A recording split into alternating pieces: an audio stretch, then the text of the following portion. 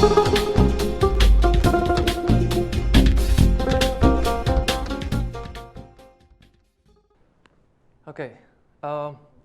First of all, I want to thank Abdurrahman for the video you put. It was a very good energizer for me before the talk. This was good. Okay, so since we are in a university atmosphere, I'm going to talk to you today about the university I came from, actually. It's called Tunisia. It's my home country. It's a university that showed the world how youth-led movement can change the chaos all over the country. So I'm going to take you through an academic analogy, so I hope you can follow on. Let's try to imagine that the world where the countries are universities. So, okay, so there is no animation. Tunisia will be a small university with only 12 million students around the world. And this is a university that is full of energy, full of a lot of youth who are have a huge potential. But the problem is the system, the educational system of the university is based on something called dictatorship. And over the decades, the students of the Tunisian university couldn't agree on that anymore. So one day they stood up and said the word dégage in French, with Abdurrahman, leave in English, to the director of the university. And that's exactly what happened on the 14th of January, where the ex-director fled the university.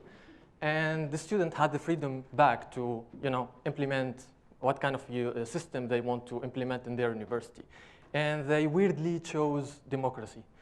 So actually what I want to say is we were so eager to practice this new system of democracy that we had 3 elections and 4 governments in just 3 years.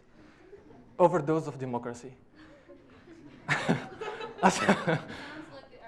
Yeah, at some point I was kind of afraid that maybe we are going to run out of democracy very soon, but it didn't happen. So it's okay. So actually we have this freedom to have new constitution, new laws, new civic rights. But there was one problem left, is another issue emerged with all of this is we have all these civic rights and things theoretically, but we don't see anything on the ground. So we don't feel that democracy thing on our everyday life. So some students gathered what we call NGOs, and those NGOs' task was to brainstorm and implement projects that will apply the values that we stood up for in our revolution in on our everyday life. And so we started to brainstorm and think. And one of these NGOs is called, it's called Action Associative, as Abdurrahman said.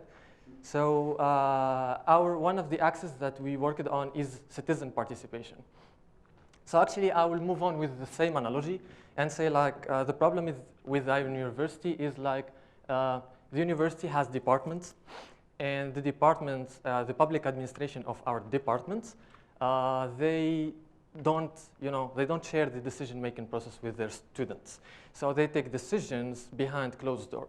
And those students don't have trust in their public administration because there is no transparency, there is no accountability. And most of the time, the projects that are decided by the public administration of the university doesn't meet the students' needs.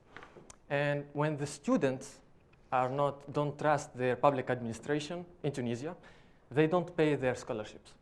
So we have had here a financial crisis that the departments, they don't have financial resources because the people don't pay their scholarships.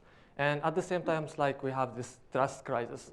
Students, they don't trust their departments of public administration. And so we started a program called Eye on the Budget, and it is implementing the participatory budgeting mechanism in Tunisia. The participatory budgeting mechanism, if you don't know about it, is just international mechanism that allow citizens to take part in decision-making process at the local level. And so we wanted to take this pioneer project and implement it in Tunisia. So before showing you what were the results of this project, I want to tell you that we were faced with a huge amount of critics, and kind of this is not going to happen because we are going out of dictatorship. To go to this level of participation, you will have like decades of traineeship and accompanying and all of this stuff. You don't. In our project, we worked a lot, or we focus a lot on youth and women. And so one of the most critics I really admire is that you can't have the young people decide on the local development project because they were still immature.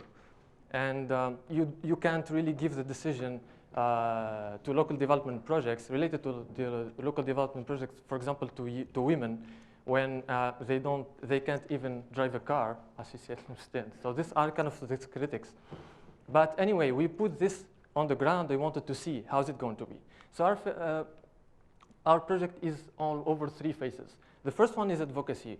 We go to the local departments of our university, and we go to the responsibles and want to convince them about the participatory budgeting mechanism that will help build a trustful relationship between the students and the administration, and that will help collect back some scholarships.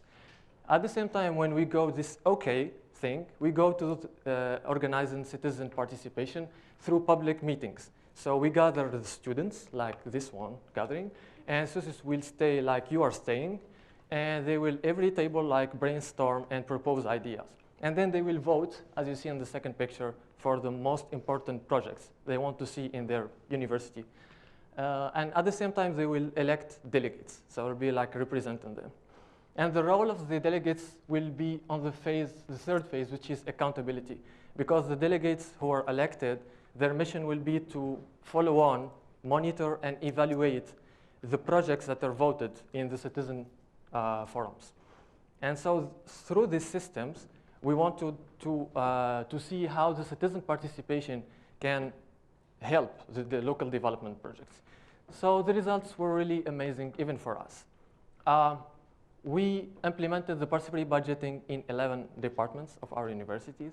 We organized 40 public meetings in which there were participation of more than 3,500 students. And they generated around more than 500 ideas, 119 voted ideas, estimated $2,275,000.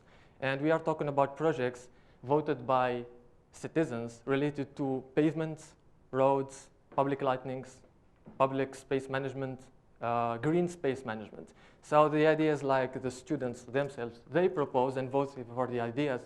And the role of the public administration is just to make sure that those projects will be executed or implemented, as the students themselves wanted them to be. And finally, I wanted to share the last numbers, like 287 candidates.